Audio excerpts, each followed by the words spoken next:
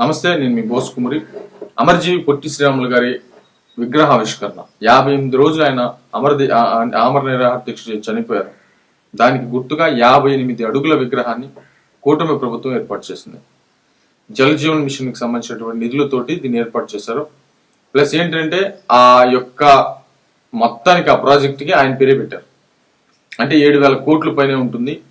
అంటే రాబోయేటువంటి కొన్ని సంవత్సరాల్లో ప్రతి ఇంటికి మంచి నీళ్లు వెళ్ళాలి అనేటువంటి ఒకే ఒక కాన్సెప్ట్, ఉచితమైనటువంటి మంచినీళ్ళు. ఇప్పుడు మనం బబుల్స్ తీసుకెళ్తున్నాం, మామూలుగా ప్లాంట్లకి వెళ్ళి డబ్బులు ఇచ్చుకొని కొచ్చుకుంటున్నాం. అలా కాకుండా ఇక రాబోయేటువంటి రోజుల్లో ప్రభుత్వమే డైరెక్ట్ గా వాటర్ కనెక్షన్స్ ఇస్తుంది. ఆ వాటర్ కనెక్షన్ మంచినీళ్లు స్వచ్ఛమైనటువంటి మంచినీళ్లు అందించేటువంటి ప్రాజెక్ట్ అనమాట. ఈ ప్రాజెక్ట్ కి అమరజీవి పొట్టి శ్రీరాములు గారి పేరు పెట్టారు, ముందుకు తీసుకెళ్తున్నారు. పవన్ కళ్యాణ్ గారు దీంట్లో ముఖ్యంగా అర్జునుడు. ఇప్పుడు పొట్టి శ్రీరాములు గారి అమరావతిలో 58 అడుగుల విగ్రహాన్ని ఆవిష్కరించడం అనేది చాలా అంటే చాలా గొప్ప విషయం. అమరజీవి పొట్టి శ్రీరాములు గారు ఆంధ్రుడి యొక్క పౌరుషం చచ్చిపోయింది, ఆంధ్రుని యొక్క మాట అంటే ఆయన వెళ్ళి దీక్ష కూర్చున్నాడు. ఆయన చుట్టూ ఎవరు లేరు. ఎంతో మంది, కొంతమంది చెప్పారు వద్దు అవసరం లేదు అని, కానీ ఆయన వినలేదు. నా తెలుగుడికి అవమానం జరిగింది. మద్రాసు అంటే మనది ఫస్ట్ లో మద్రాసులో ఉండేది, మన ఆంధ్ర రాష్ట్రం, ఆంధ్రప్రదేశ్.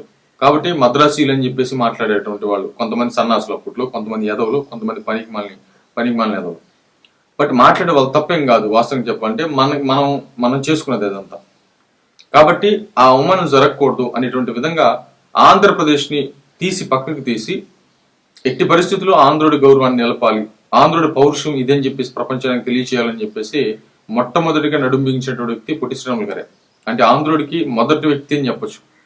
కాబట్టి ఆయన పౌరుషం ఏ విధంగా ఉంది అని అంటే, అవమానం జరిగిందని 58 రోజులు ఏత్రక్కడ కూర్చొని చనిపోయాడు.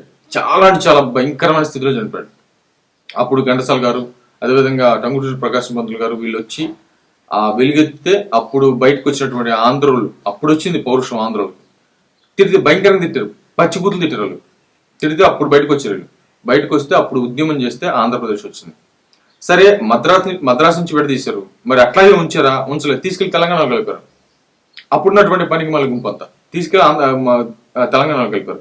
అప్పుడే కాముగా ఉన్నట్టయితే ఇప్పటికి ఆంధ్రప్రదేశ్ ఇప్పటికి నెంబర్ 1 పొజిషన్ లో ఉండేది. ఆంధ్రప్రదేశ్ రాజధాని ఏర్పడి ఉండేది, ఆంధ్రప్రదేశ్ డెవలప్ అయి ఉండేది, ఆంధ్రప్రదేశ్ వేరే లెక్కలో ఉండేది. కానీ అప్పుడున్నటువంటి పనికి మాలిన పాలకులంతా కలిసి దాన్ని తీసుకొని వెళ్ళి తెలంగాణలో కలపడంతో ఈ రచ్చంతా మొదలైంది. మళ్ళీ ఇప్పుడు కేసీఆర్ అనేటువంటి ఒక ఆయన వచ్చి మాకు అన్యాయం జరిగిపోతుంది, మాకు నీళ్ళల్లో నిప్పుల్లో ఏదో జరుగుతుందని చెప్పేసి మొత్తానికి ఆయన ఉద్యమం చేసి ఆయన రాజకీయ స్వలాభం కోసం చేసినటువంటి ఒక విధానం మనకు తెలుసు. బట్ ఆయన ఆంధ్ర రాష్ట్రం విడిపోయిన తర్వాత ఆంధ్రప్రదేశ్ పడుతున్నటువంటి కష్టాలు కానీ, ఆంధ్రప్రదేశ్ మీద జరుగుతున్నటువంటి రాజకీయాలు కానీ, ఆంధ్రప్రదేశ్ పడుతున్నటువంటి విధానం అందరికీ తెలుసు. అంటే ఒక ఆంధ్రప్రదేశ్ ని, ఒక ఆంధ్రుని, తెలుగు వాడిని అవమానించినందుకే ఒక వ్యక్తి 58 రోజుల పాటు నిరాహార దీక్ష చనిపోతే, చరిత్రలో నిలిచిపోతే, ఈ రోజు మరి ఆంధ్రప్రదేశ్ కు జరిగినటువంటి అన్యాయం, ఆంధ్రప్రదేశ్ జరిగినటువంటి మోసం, ఆంధ్రప్రదేశ్ కి జరిగినటువంటి అవమానం ఎప్పుడు జరగదు. అప్పుడు కూడా జరుగుతుంది నాకు తెలిసినంత వరకు. చిన్న మాటకి ఆయన అలా చేస్తే మరి కేసీఆర్ గారు లాంటి వాళ్ళు మన సంస్కృతిని, మన భాషని, లేకపోతే మన విధానాల్ని మొత్తాన్ని తప్పుబట్టి ఆంధ్రోని కించపరిచినటువంటి వ్యక్తి ఎవరు ఉన్నారంటే ఖచ్చితంగా కేసీఆర్ గారే అవుతారు. అలాంటి కేసీఆర్ గారికి జగన్మోహన్ రెడ్డి గారి మద్దతు.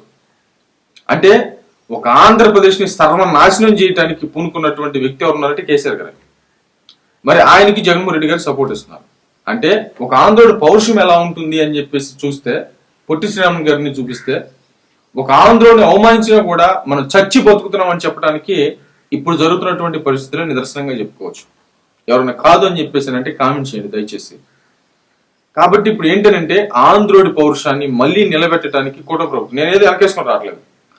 అసలు పొట్టి శ్రీరాములు గారికి నివాళులు అర్పించడం, పొట్టి శ్రీరాములు గారికి ఖ్యాతి పెంచడం అంటేనే ఆంధ్రుడి పౌరుషాన్ని పెంచుతున్నట్టు లెక్క. అది అమరావతిలో అంటే ఆంధ్రుడి యొక్క పౌరుషం అమరావతి అని చెప్పేదే ఈ విగ్రహావిష్కరణ యొక్క ఉద్దేశం అనేది నా అభిప్రాయం.